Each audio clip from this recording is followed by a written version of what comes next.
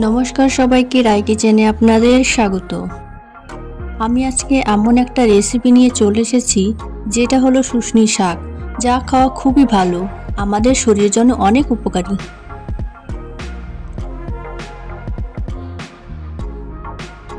প্রথমে শাকটা ভালো করে বেছে ধুয়ে নিয়ে কেটে নিয়েছি।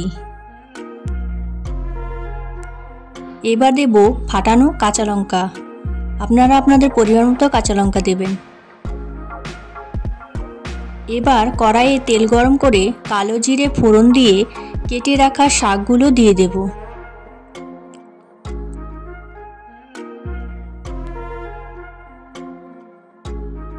স্বাদমতো লবণ দিয়ে 5 থেকে 6 মিনিট ভেজে নেব।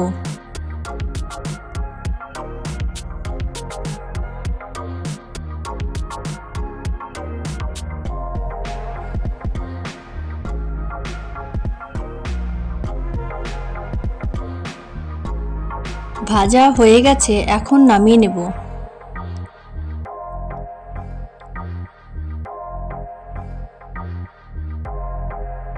দেখতেই পাচ্ছেন কতটা সুন্দর হয়েছে, আর খেতেও খুব ভালো হয়েছে।